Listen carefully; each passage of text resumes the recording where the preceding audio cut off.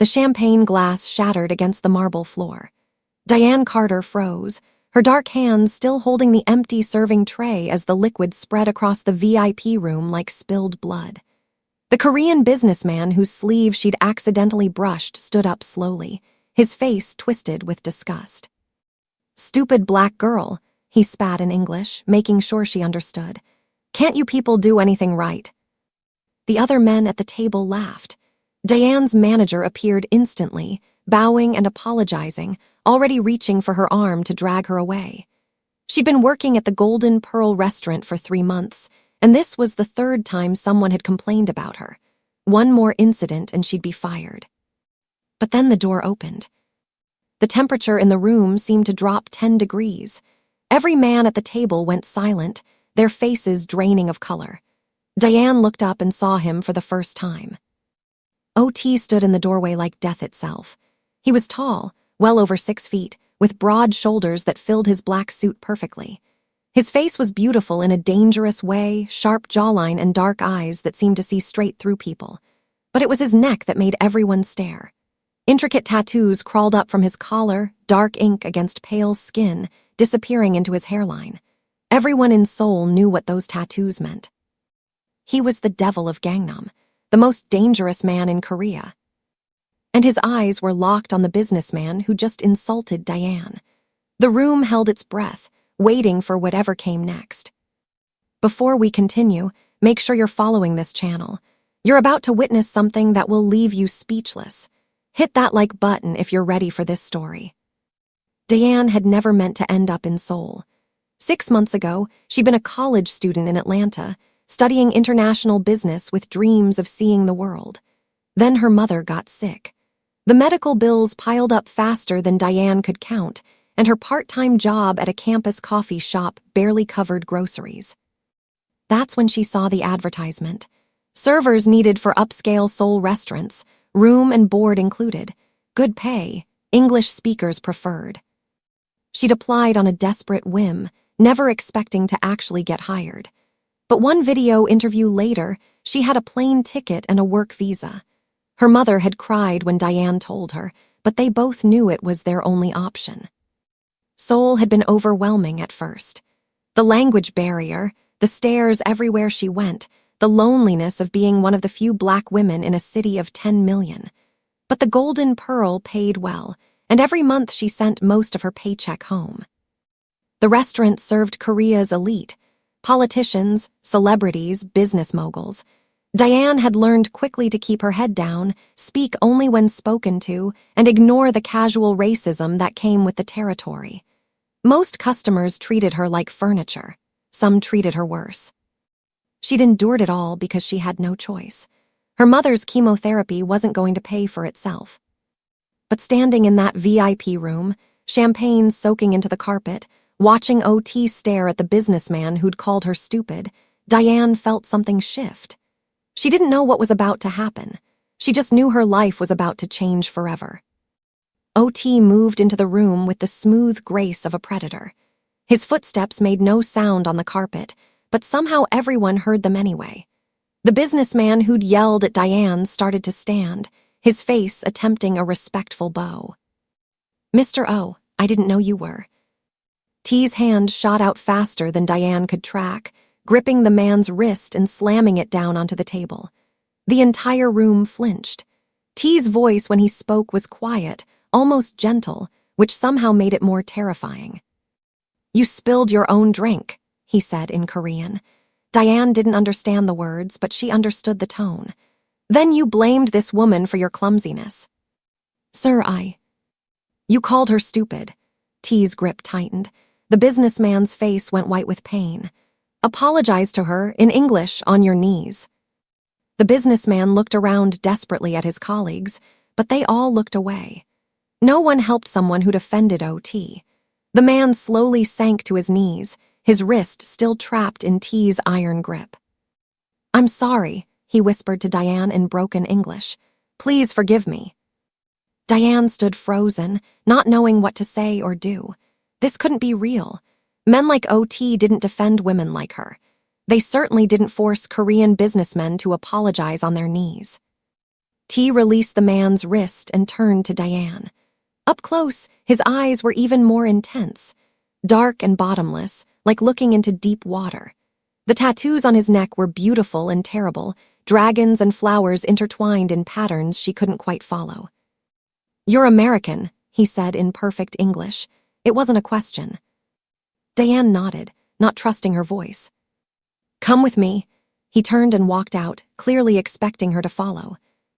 Diane's manager grabbed her arm as she moved toward the door. "You can't," he hissed in Korean accented English. "Mr. O is dangerous, whatever he wants." "Let her go." T's voice cut through the room without him even turning around. The manager's hand dropped instantly. Diane followed OT through the restaurant. Every person they passed stopped and bowed deeply. Conversations died mid-sentence. Even the kitchen staff went silent as they walked by. T's presence was like a black hole, pulling all the energy in the room toward him. He led her to a private dining room on the top floor, one Diane had never been allowed to enter. Inside, the decor was stunning.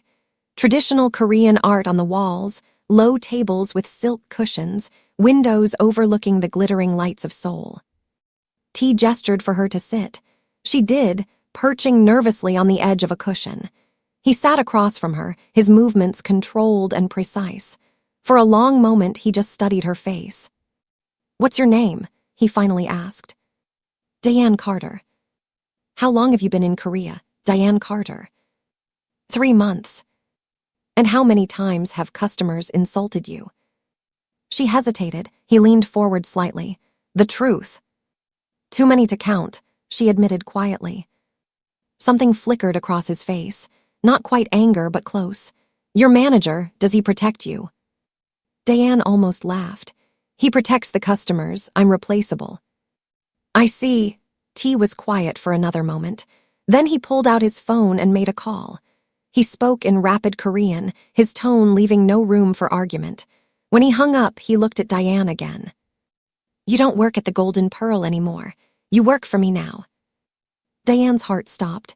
"I don't understand." "I need someone I can trust," T said simply. "Someone who isn't Korean, who isn't part of my world. Someone who has nothing to gain by betraying me." "I'm a waitress. I don't know anything about," she gestured vaguely at him. "Whatever you do." "Exactly." He stood up. "I have many employees. Most of them fear me. Some of them want to replace me. All of them have their own agendas. But you, Diane Carter, you're just trying to survive in a foreign country. You're honest. I can use honesty." "What would I even do?" "For now, serve me dinner. We'll figure out the rest." He pressed a button on the wall. Within seconds, a woman appeared with a tray of food, traditional Korean dishes that smelled incredible. Diane's stomach growled. She hadn't eaten since breakfast over 12 hours ago. T noticed. Of course he noticed. He seemed to notice everything. "Eat," he commanded, pushing several dishes toward her. "You're too thin." "I can't. This is your dinner." "I'm giving you an order. Eat." It wasn't a request. Diane picked up chopsticks with shaking hands and took a small bite of rice. Then another. Then she couldn't stop. She ate like she was starving, which she basically was. The Golden Pearl fed its staff leftovers, and there were rarely enough to go around. T watched her eat with an unreadable expression. When she finally slowed down, embarrassed, he spoke again. "Your mother is sick, cancer. That's why you came to Korea." Diane's head snapped up. "How do you?" "I know everything that happens in my city," he said calmly, "including which Americans are working illegally and sending money home." Fear shot through her. "I have a work visa. Everything's legal." "I know, I checked." He paused.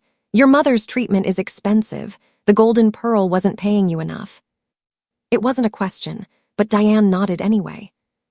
"I'll triple your salary, and I'll make sure your mother gets the best care available. In exchange, you'll work for me. Do you accept it?"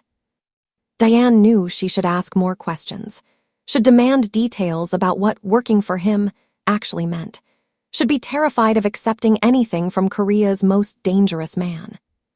But all she could think about was her mother, the chemo that was only partially covered by insurance. The experimental treatments they couldn't afford. The pain in her mother's voice during their weekly phone calls when she tried to pretend everything was fine. "Yes," Diane whispered. "I accept." T nodded once, as if he'd never doubted her answer. "Good. My driver will take you to collect your things from the restaurant dormitory. You'll live in one of my properties from now on. Safer." "Safer from what?" "From anyone who might want to hurt you to get to me." He said it so matter-of-factly, like it was obvious. "Once people know you work for me, you become a target. I protect what's mine." The way he said "mine" sent a shiver down Diane's spine, not entirely from fear. A man appeared at the door, young, muscular, with the same cold efficiency that seemed to surround everyone in T's orbit. "This is Min Jun," T said. "My head of security. He'll be responsible for keeping you safe." Min Jun bowed slightly to Diane, which shocked her. No one in Korea had bowed to her before. She was always the one bowing to others. "Pack light," T continued. "Everything else you need will be provided. Tomorrow morning, you'll start your new position." "Which is?" Diane finally asked. T's lips curved into something that might have been a smile on someone else. On him, it looked dangerous. "My personal attendant. You'll serve me meals, manage my schedule, handle communications I don't want going through official channels. You'll be by my side most of the day." "Why me?" The question burst out before Diane could stop it. "There must be hundreds of people more qualified." "Because everyone else wants something from me," T said quietly. "Power, money, status. You just want to save your mother. I understand that. I respect it." He stood. "Min Jun will take you now. I'll see you tomorrow at 8 a.m. sharp. Don't be late." Diane stood on shaky legs. This couldn't be real. 20 minutes ago, she'd been cleaning up spilled champagne. Now she was apparently working for the most feared man in Seoul. As she followed Min Jun out, T's voice stopped her. "Diane." She turned back. "That businessman who insulted you, he won't be a problem anymore." The way he said it made Diane certain she didn't want to know what that meant. The apartment Min Jun took Diane to was on the top floor of a luxury building in Gangnam. It had floor-to-ceiling windows with views of the Han River, furniture that looked too expensive to sit on, and a bedroom bigger than her entire dormitory room. "Mr. O owns the building," Min Jun explained in careful English. "Very safe, security cameras everywhere, guards downstairs. No one gets in without permission." Diane walked through the space in a daze. There was a full kitchen, a bathroom with a soaking tub, and even a small office area. "This is too much." "Mr. O takes care of his people." Min Jun set down the single bag containing all of Diane's possessions. It looked pathetic in the middle of the pristine living room. "Tomorrow morning, 7:30, I picked you up. Dress professionally. Black or navy suit if you have one." "I don't." "I'll send someone with options. What size?" Diane told him, still feeling like she was in a dream. Or maybe a nightmare. She couldn't quite tell which yet. After Min Jun left, Diane stood at the window, staring out at Seoul's glittering skyline. She pulled out her phone and called her mother. "Baby," her mother's voice was weak but warm. "It's the middle of the night there, isn't it?" "I couldn't sleep. Mom, something happened today." "Good or bad?" Diane thought about OT's dark eyes, his tattooed neck, the way he'd made a businessman kneel and apologize, the way he'd somehow known everything about her life. "I don't know yet," she said honestly. "But I got a new job, a much better one. I'm going to be able to send more money home." Her mother was quiet for a moment. "Diane Marie Carter, you better not be doing anything dangerous or illegal." "I'm not, Mama. I promise. I'm just working for a very important businessman." Not a lie, technically.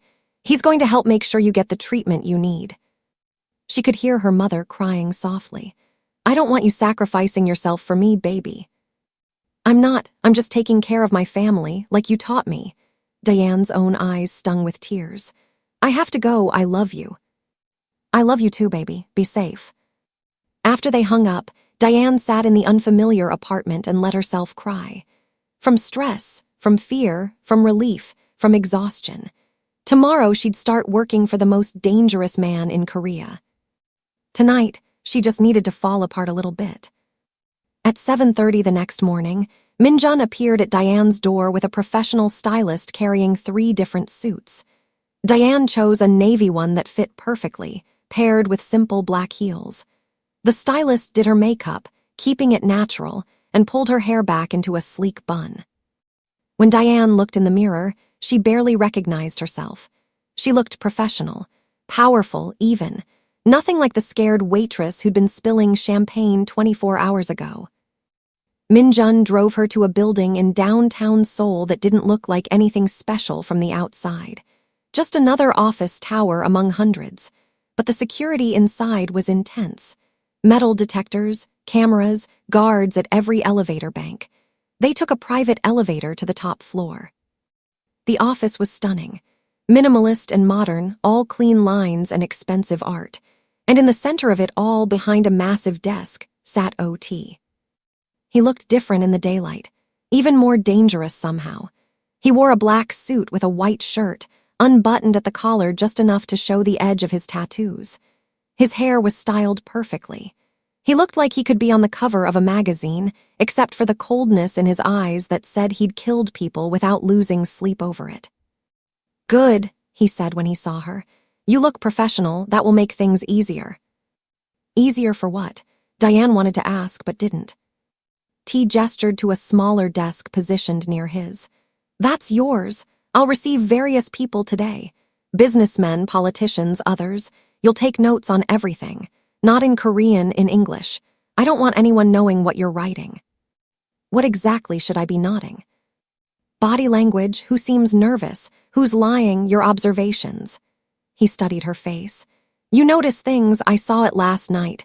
The way you watched people in the restaurant, you're observant, that's useful to me." The first person to enter T's office was a nervous man in his 50s, sweating despite the air conditioning. He spoke in rapid Korean, occasionally glancing at Diane with confusion. She sat at her desk, pen poised over a notepad, watching. The man's hands shook. He kept wiping his palms on his pants. His eyes darted around the room, never quite meeting T's gaze. Whatever he was discussing, he was terrified about it. T listened without expression, occasionally asking questions in that quiet, dangerous voice. The meeting lasted 15 minutes. When the man left, he was visibly relieved to escape. "Well," T looked at Diane. He was scared, really scared. He kept touching his wedding ring, spinning it around his finger. And he looked at the door every 30 seconds, like he was measuring how fast he could run if he needed to. T nodded slowly. "He owes me money, a lot of money. He was trying to negotiate more time." "Did you give it to him?" "I gave him 2 weeks. If he doesn't pay, I'll take his business." T said it like he was discussing the weather. "Next meeting in 10 minutes. Watch the woman. She's more dangerous than she appears." The woman who entered was beautiful and polished, probably in her early 40s, wearing a designer dress that cost more than Diane used to make in a month. She smiled warmly at T, spoke in a sweet voice, acted like they were old friends. But Diane noticed her eyes, cold and calculating. The smile never reached them. And when T looked down at some papers, the woman's expression shifted for just a second, showing something ugly underneath. This woman hated OT. Diane was sure of it. The meeting was brief. When the woman left, still smiling that fake smile, T turned to Diane. "You saw it. She hates you. She's pretending not to, but she does." "Good, you're learning." T leaned back in his chair. "That woman is Councilwoman Park. She's been trying to shut down my businesses for years. This meeting was her attempting to offer a truce. But she's lying. She'll betray me the moment she can." "Then why meet with her?" "Because now I know she's planning something, and I can prepare." He looked at Diane with something that might have been approved. "You did well. Most people can't read Park. She's too good at pretending." The meetings continued all morning. Diane took notes on everyone. The young man who was too eager, probably working for someone else. The older businessman who seemed honest but kept glancing at his phone, clearly hiding something. The woman who brought her daughter, using the child as a shield while she asked for favors. T saw through all of them, and now, with Diane's observations, he saw even more. During lunch, T had food brought to the office. Again, he made Diane eat first, watching to make sure she actually did. She was starting to realize this was a pattern with him, making sure she was taken care of. "Why do you do that?" she asked, emboldened by hours of working beside him. "Make sure I eat." "You're too thin. It means you've been hungry." He said it simply, like it was obvious. "I don't let my people go hungry." "I'm not really your person, though. I'm just—" "You accepted my offer. You work for me now. That makes you mine to protect." There was that word again. Mine. "In my world, loyalty is everything. I'm loyal to those who serve me. They eat well, live well, stay safe. In return, they give me their honesty and their work." Diane thought about the Golden Pearl, where the manager would have thrown her out without a second thought, where customers could insult her and face no consequences, where she'd been invisible and disposable. "This is very different from being a waitress," she said quietly. "Yes, this is more dangerous, but also more honest." T's dark eyes held hers. "No one here will pretend to be polite while thinking you're beneath them. My people know I don't tolerate disrespect, and those who work for me directly, like you, are untouchable." "What happens to people who don't respect that?" T smiled, but it wasn't a nice smile. "Would you like to know what happened to the businessman from last night?" "No," Diane said quickly. She really didn't want to know. "Smart," T stood. "One more meeting this afternoon. This one will be different. The person coming is someone I actually trust. Pay attention to how that feels different from the others." The person who entered T's office that afternoon was a woman in her 60s, elegantly dressed, with sharp eyes and a commanding presence. She looked at T with genuine warmth, and he looked back the same way. "Halmoni," he said, standing to greet her. Diane knew enough Korean to recognize that meant grandmother. The woman kissed both his cheeks, scolded him in Korean about something, then noticed Diane. Her eyebrows rose. "This is Diane Carter," T said in English. "My new personal attendant. Diane, this is Kim Yunseo, the closest thing I have to my family." Yunseo studied Diane with intelligent eyes. "American?" "Yes, ma'am." "Pretty, smart-looking." She turned to T and said something in Korean that made him actually smile. A real smile, not the dangerous one. It transformed his face completely. "Yunseo practically raised me," T explained to Diane. "She was my nanny when I was a child. Now she runs several of my legitimate businesses." "Legitimate?" Yunseo snorted. "You wouldn't know it was legitimate if it hit you." But she said it fondly, settling into a chair. "So, you're keeping an American girl close. This will cause talk." "Let them talk. They'll say you're getting soft, that you're distracted." "Good, let them underestimate me." Diane watched the easy way they talked, the obvious affection between them. This was what trust looked like in T's world, rare and precious. Yunseo spent an hour discussing various business matters with T, occasionally switching to English to include Diane or ask her opinion on something. By the end, Diane felt like she'd been thoroughly evaluated and somehow passed a test she didn't know she was taking. "Take care of him," Yunseo said to Diane as she was leaving. "He acts tough, but he's more fragile than he seems." "I'm right here," T said dryly. "I know. That's why I said it in English instead of Korean, so she'd know it's important." Yunseo winked at Diane and left. The days fell into a pattern. Diane would arrive at 8 every morning, spend the day at T's side, watching people and taking notes. He trusted her observations more and more, often asking her opinion before making decisions. At first, Diane didn't understand why her perspective mattered. She didn't know anything about business or Korean culture or the criminal underworld. But slowly, she realized that was exactly the point.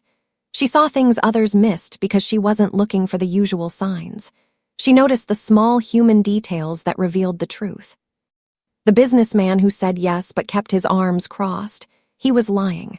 The woman who smiled but picked at her cuticles until they bled, she was desperate. The young man who seemed confident but couldn't stop touching his neck, he was in over his head. T learned to read her expressions. A slight frown meant she didn't trust someone. A nod meant they were being honest. A concerned look meant danger. "You're better than most of my intelligence officers," he told her one evening as they reviewed the day's meetings. "They look for facts. You look for truth. There's a difference." Diane felt herself warming under his praise. She tried not to, tried to remember this man was dangerous, but it was hard when he looked at her like she mattered. 2 weeks in, everything changed. Diane was working late, organizing files in T's office while he finished a phone call. When he hung up, his expression was darker than she'd ever seen it. "Problem?" she asked. "Someone is moving against me, trying to take territory in Gangnam." He stood, packing like a caged tiger. "This person knows my routines, my weak points. It's someone close." "You think you have a traitor?" "I know I do, I just don't know who yet." He stopped, looking at her. "This will get dangerous. If you want to leave, now is the time. I'll still pay for your mother's treatment. You don't have to stay." Diane thought about it for exactly 3 seconds. "I'm staying." "Why?" "Because you gave me a chance when no one else would. Because you protect people who work for you. Because—" she hesitated, then pushed on. "Because I trust you. Which is crazy, I know, but I do." Something shifted in T's expression, softened just for a moment. "Okay then, but from now on, Min-jun stays with you at all times when you're not in this office. No exceptions." The next morning, Diane found Min-jun waiting outside her apartment before she'd even woken up. When she opened the door, startled, he was apologetic but firm. "Mr. O's orders. I stay close until the threat is neutralized." Having a bodyguard was surreal. Min-jun was professional and polite, but his constant presence reminded Diane that she was in real danger. People wanted to hurt OT, and now they might want to hurt her to get to him. At the office, the atmosphere was tense. T's other employees moved with military precision, everyone on high alert. Meetings were canceled. Security was doubled. And then Councilwoman Park requested an urgent meeting. Diane's instincts screamed warning the moment the request came through. "Don't meet her," she told T. "It's a trap." "I know," he said calmly, "but I need to know what she wants. We'll take precautions." The meeting was set for a restaurant in neutral territory. T brought Diane with him, along with Min-jun and 4 other security officers. Park brought her own people, including a young man Diane had never seen before. Park smiled her fake smile across the table. "Thank you for meeting, Mr. O. I have a proposition." "I'm listening." "End your resistance to my legislation. Allow me to clean up Gangnam's criminal elements. In return, I'll make sure you're not touched. You can retire quietly with your money intact." It was so obviously a trap that Diane almost laughed. Park was offering T the chance to betray his own organization in exchange for her mercy. She must think he was weak or scared. T's expression didn't change. "Who's your new partner, councilwoman? The one who's actually making this offer through you?" Park's smile faltered. "I don't know what you—" "The young man to your left. He's not your usual type of associate. Too military, too disciplined. Who does he work for?" The young man's hand moved toward his jacket. Instantly, Min-jun had a gun pointed at him under the table. The restaurant suddenly felt like a battlefield, everything balanced on a knife's edge. "Careful," T said softly. "My people are faster than yours." Park held up a hand, stopping her associate from moving further. "This doesn't have to end badly, Mr. O." "You're right, it doesn't. Tell me who's backing you and I'll let you walk out of here." "I can't do that." "Then we're done." T stood smoothly. Min-jun and the others formed a protective circle around him and Diane. "Enjoy what little time you have left, councilwoman. When I find out who you're working with, and I will, both of you will regret this meeting." They left without incident, but Diane's hands were shaking in the car. She just watched guns being drawn under a table. This was so far beyond anything she'd ever experienced. T noticed her trembling. "Are you okay?" "Not really," she admitted. "That was terrifying." Yes, but you handled it well. You didn't panic. He looked at her with something like respect. Most people would have screamed or run. You stayed calm. I was too scared to move. Fear that keeps you alive is smart fear. He was quiet for a moment. I'm going to find who's behind Park. When I do, things will get messy. You should stay at the apartment until it's over. Will you be safe? The question seemed to surprise him. Worried about me. You're my boss and my friend, I think. Diane wasn't sure when that had happened, but it felt true. So yes, I'm worried. T looked at her for a long moment. I'll be fine. This isn't my first war. But that night, someone tried to kill him. Diane got the call at 2 in the morning. Minjun's voice was urgent. Mr. O was attacked. He's alive but injured. He's asking for you. She was in Minjun's car in under 5 minutes, still in her pajamas, heart pounding. They drove to a private hospital, the kind that didn't ask questions. T was in a secure room on the top floor, surrounded by guards. When Diane walked in, he was sitting up in bed, a bandage wrapped around his shoulder. Blood had seeped through. His shirt was gone, revealing the full extent of his tattoos. They covered his entire torso, intricate and beautiful and terrifying. You came, he said. He sounded tired. Of course I came. What happened? Ambush, 3 men waiting outside my home. T winced as he shifted position. They had automatic weapons, professional hit. Diane sank into the chair beside his bed, her legs suddenly weak. You could have died. But I didn't. My security team is good. He looked at her, really looked at her. Why are you crying? Diane touched her face, surprised to find tears. I don't know. When Minjun called, I thought. You thought I was dead. Yes. The admission felt too honest, too vulnerable. I know that's stupid. I've only known you 2 weeks, but the idea of you being gone. She couldn't finish.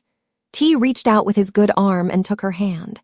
His grip was warm and strong, and Diane realized this was the first time they'd actually touched. I'm not going anywhere, he said quietly. And I know who did this. Park's new partner is Shin De-young. He runs the Busan operations and wants to expand into Seoul. He's been planning this for months. What are you going to do? End him before he ends me. T's voice was cold, but his hand was still gentle on hers. Tomorrow, I'll call a gathering of all the major players, force Shin to show himself, and then I'll make it clear what happens to people who come after what's mine. There was that word again. But this time, looking into T's dark eyes, Diane wondered if he meant more than just business. Get some sleep, he told her. Minjun will take you home. In the morning, I'll need you by my side. This meeting will determine everything. Diane didn't want to leave, but she nodded. As she stood to go, T's hand tightened on hers briefly.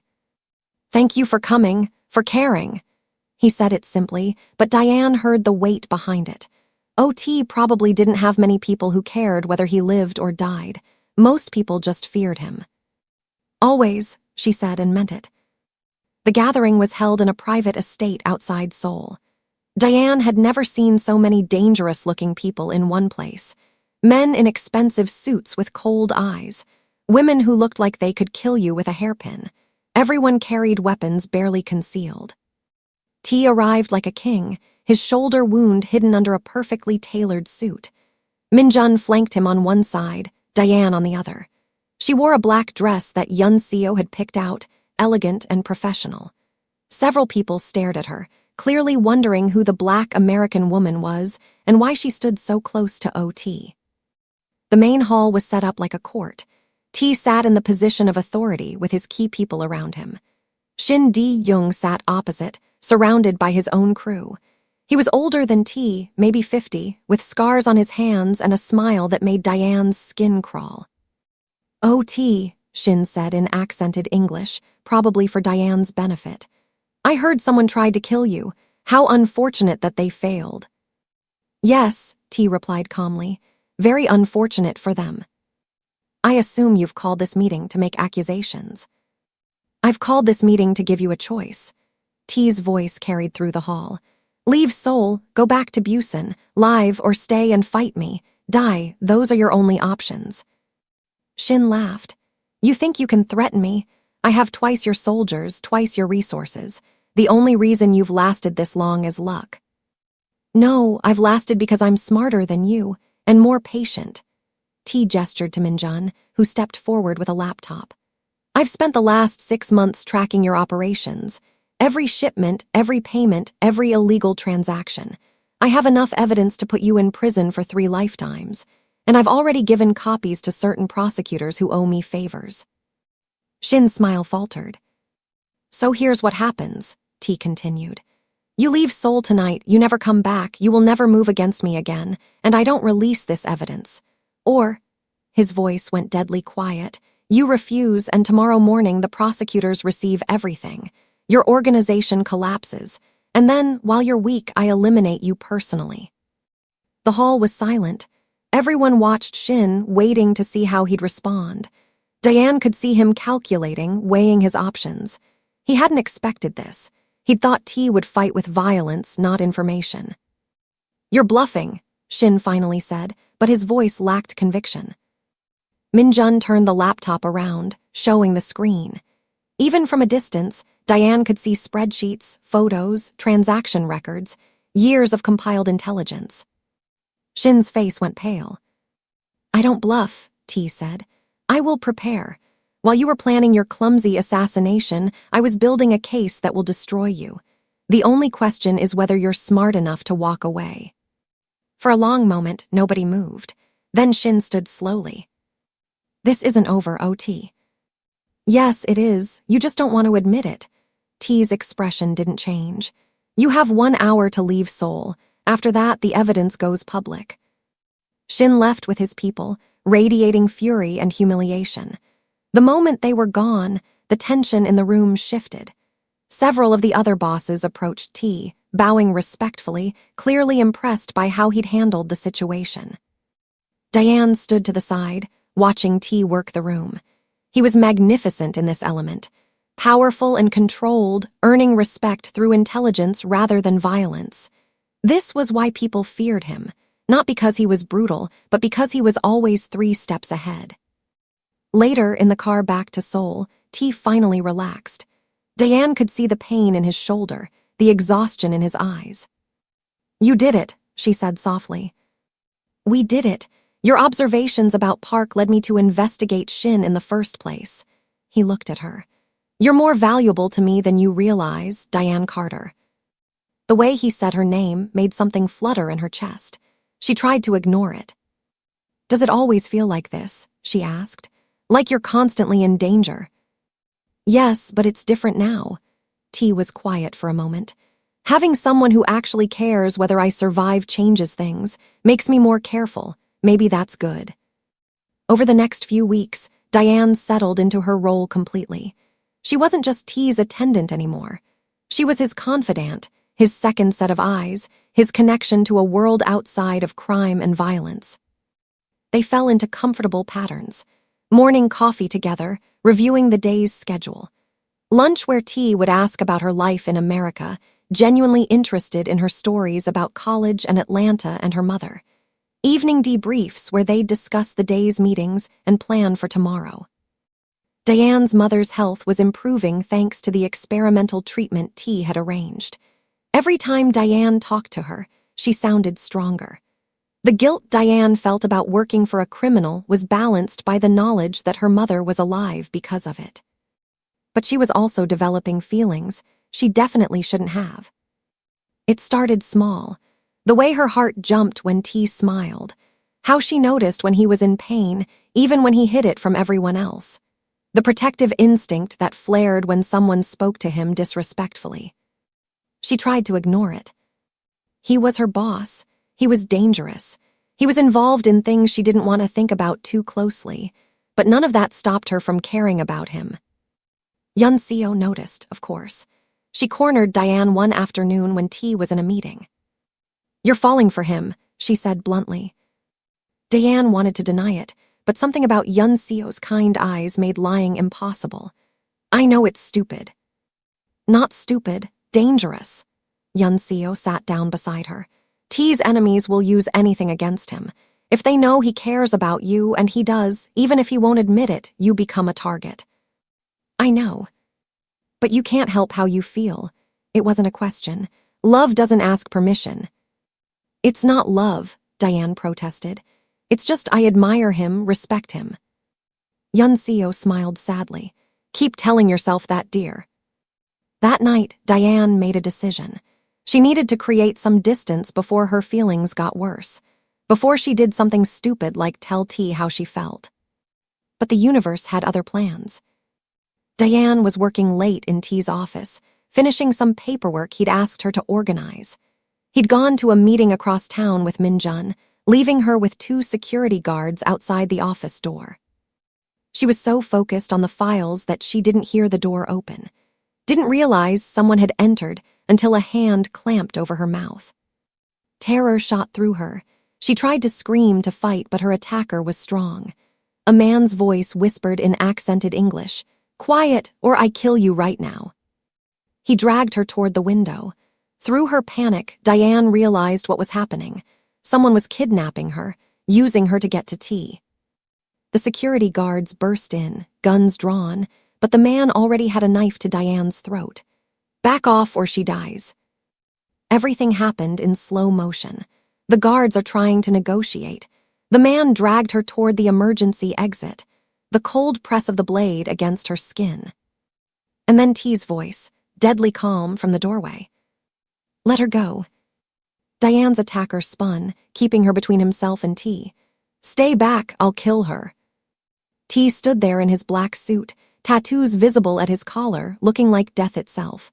But his eyes were on Diane, checking if she was hurt. You won't kill her, T said quietly, because you need her alive to have any leverage against me, which means you've already lost. He moved so fast Diane barely saw it. One moment he was across the room. The next, he had her attacker's wrist, twisting until the knife clattered to the floor. The man screamed. T broke his arm with a crack that made Diane's stomach turn. Minjun and the guards hauled the attacker away. And then T was there, his hands gentle on Diane's face, checking her neck where the knife had been. Are you hurt? His voice was rough, almost desperate. No, I'm okay. But she was shaking, an adrenaline crash hitting her all at once. T pulled her into his arms, holding her against his chest. Diane could feel his heart racing, could feel the tension in his body. He'd been terrified, for her.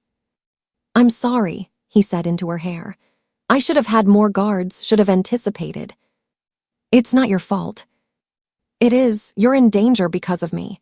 He pulled back, looking at her intensely. Diane, I need to tell you something. I care about you, T said, the words seeming to cost him something. More than I should, more than is safe for either of us. Diane's breath caught. T. I know all the reasons this is wrong. You work for me. My world is dangerous. You deserve better than a man like me. His hands were still cradling her face. But I can't stop. Can't stop wanting you safe. Can't stop thinking about you. Can't stop. Diane kissed him. It was impulsive and probably stupid and definitely complicated, but she couldn't help it. She'd almost died, and the man she'd been falling for was confessing he felt the same way, and life was too short to keep pretending. T froze for a second, then kissed her back. His hands moved to her waist, pulling her closer. The kiss was desperate and sweet and intense all at once. When they finally broke apart, both breathing hard, T rested his forehead against hers. This changes everything, he said quietly. I know. You'll be in more danger than ever. I know that too. And you still want this, want me. Diane pulled back enough to look him in the eyes. I've wanted you for weeks. I was just too scared to admit it. Something in T's expression cracked open, vulnerability she'd never seen before. I don't know how to do this. Relationships, normal things, my life is. Not normal, I know, we'll figure it out. Diane smiled despite everything. I'm good at adapting. T laughed, actually laughed, and it transformed his face completely. Yes, you are. They stood there in his office, holding each other, while security cleaned up the mess from the attempted kidnapping.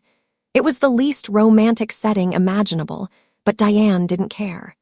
She'd found something real in the middle of all this danger and complexity. "I'll protect you," T promised. "No one will touch you again." "I know you will, but T." "Yes. You need to let me protect you too. We're in this together now." He studied her face, then nodded slowly. "Together." The next morning, T called another meeting. But this one was different. He wanted everyone in his organization to know that Diane wasn't just his attendant anymore. She was under his personal protection. Anyone who threatened her would answer to him directly. "This will make you a bigger target," Yunseo warned Diane beforehand. "Once they know you matter to him, his enemies will come after you even harder." "I know, I'm ready." The meeting was brief. T introduced Diane as someone precious to him, making it clear without saying the exact words that they were together. The room's reaction was mixed. Some people looked supportive. Others looked calculating, already thinking about how to use this information. But everyone understood the message. Diane Carter was untouchable. Afterward, Minjun approached Diane privately. "I'll need to increase your security detail. 2 guards minimum at all times." "Is it really necessary?" "Yes," Minjun's expression was serious. "Mr. O has many enemies. Now that you're important to him, you're a weakness they'll exploit. We can't let that happen." Diane was getting used to the constant security, the loss of privacy, the feeling of being watched. It was worth it to be with T, but some days it was exhausting. That evening, T took her to his private apartment, the one he kept separate from his business properties. It was beautiful and surprisingly normal. Books everywhere, a small garden on the balcony, photos of a young T with Yunseo. "This is where I come to be human," he explained, pouring her wine. "Not a boss, not a criminal, just me." They sat on his couch, and for the first time, T told her his story. How he'd grown up poor, raised by a single mother who died when he was 16. How Yunseo had taken him in, given him a job, kept him from starving. How he'd gotten involved in the criminal world almost by accident, defending Yunseo from men who wanted to take her business. "I was good at it," he said quietly. "Too good, fighting, strategizing, intimidating people. By 25, I ran Gangnam. By 30, I controlled most of Seoul's underground. And now," he gestured vaguely, "this is my life." "Do you ever wish it was different?" Diane asked. "Every day, but I can't go back. Too many people depend on me. Too many enemies would move in if I showed weakness." He looked at her. "Until you, I never thought about trying to build something outside of all this, something real." "We can build it together," Diane said. Slowly, carefully. T kissed her, soft and sweet, and for a while they just held each other, pretending the dangerous world outside didn't exist. 3 months passed. Diane and T's relationship deepened, though they kept it mostly private. In public, she was still his attendant. In private, they were partners in every sense of the word. Diane's mother's cancer went into remission. The experimental treatment had worked. When she called to tell Diane, they both cried happy tears for the first time in years. "When can I meet this mysterious boss of yours?" her mother asked. "The one who's paying for all this." "Soon, Mama, I promise." Diane wanted to tell her mother about T, but how did you explain that you were dating Korea's most powerful crime boss? That he was dangerous and kind and complicated? That you loved him despite knowing he'd done terrible things? Because she did love him. There was no denying it anymore. T seemed to sense it. One night, lying in bed together, he traced patterns on her shoulder and said, "I love you." 3 simple words that felt like a confession, and a promise, and a prayer all at once. "I love you too," Diane whispered back. She felt his smile against her skin. "I never thought I'd say that to anyone. Never thought anyone would say it back and mean it." "I mean it, even knowing who you are, what you do. I love you, OT." He held her tighter, and Diane felt safe despite all the danger. Despite the guns and the enemies and the constant threat. In T's arms, she was home. But their peace couldn't last forever. Councilwoman Park made her final move on a Tuesday afternoon. She'd been quiet for months, but Diane had never trusted that silence. and she'd been right to worry. Park released information to the press, detailed accounts of T's operations, testimony from people he'd supposedly hurt, evidence that had been carefully fabricated or twisted. Within hours, the news was everywhere. "Korea's most dangerous criminal exposed," the headlines screamed. T's face was on every channel. His organization was under investigation. Prosecutors were calling for his immediate arrest. And at the center of it all was a photo of Diane and T together, with the caption, "American woman's mysterious connection to crime boss." "You need to leave Korea," T told Diane that night. They were in his office, surrounded by lawyers and advisors, everyone talking at once. "Go back to America. Stay with your mother until this blows over." "I'm not leaving you." "Diane, they're trying to deport you. Your visa will be revoked. If you stay, you'll be arrested too." "Then I'll be arrested. I'm not running." Diane grabbed his hand. "We're in this together, remember?" T looked at her with such love and fear and frustration. "You're impossible." "I learned from the best." The next few days were a nightmare. Raids on T's properties, interrogations, media everywhere. Diane was questioned for 8 hours about her relationship with T, her role in his organization, everything. She told the truth. She was his personal attendant, nothing illegal, just helping manage his schedule and meetings. They had no evidence she'd done anything wrong, so they had to let her go. But the pressure didn't stop. Diane's apartment was surrounded by reporters. Her phone rang constantly with unknown numbers. Online, people were calling her everything from a criminal to a gold digger to worse. Minjun and Yunseo became her lifelines, keeping her safe and sane while T dealt with the legal battle. And it was a battle. Park had built her case carefully, using years of investigations and half-truths. But T was smarter. He had his own evidence, his own connections, and he'd been preparing for something like this for years. The turning point came when T's lawyers revealed that Park's main witness, a man claiming T had ordered him to commit violence, was actually Park's cousin. The testimony was bought and paid for, completely fabricated. More evidence followed. Proof that Park had been taking bribes from T's rivals, that she'd manipulated investigations to target T while protecting others, that her entire crusade was motivated by money and power, not justice. Within a week, the narrative flipped. Suddenly, Park was the one under investigation. Her political career imploded overnight. And T, though still monitored, was cleared of the most serious charges. The prosecutors didn't have enough real evidence to make anything stick. When it was finally over, Diane found T standing on the balcony of his apartment, looking out at Seoul's lights. She wrapped her arms around him from behind, and he leaned into her touch. "It's not completely over," he said quietly. "I'll always be watching now, always under suspicion. My business will never be the same." "Maybe that's not a bad thing," Diane suggested. "Maybe it's time to change, to build something legitimate. With you. If you'll have me." T turned in her arms, looking down at her with those dark eyes that had first terrified her and now made her feel safe. "Marry me." Diane's breath caught. "What?" "I know it's crazy. I know we've only known each other for 6 months, but I almost lost you. I almost lost everything. And I realized the only thing that actually matters is you." He cupped her face gently. "Marry me, Diane Carter. Help me build a life worth living." Diane thought about everything she'd been through. Coming to Korea desperate and alone. Finding work with a man everyone feared. Falling in love in the middle of danger and chaos. Almost dying. Almost losing him. "Yes," she said and kissed him. "Yes, I'll marry you." T held her close, and Diane felt something shift in the universe. They had a long road ahead. His world wouldn't change overnight. There would still be danger, still complications. But they'd face it together. 1 year later, Diane stood in a small garden in Seoul, wearing a simple white dress, flowers in her hair. Her mother sat in the front row, healthy and smiling, tears streaming down her face.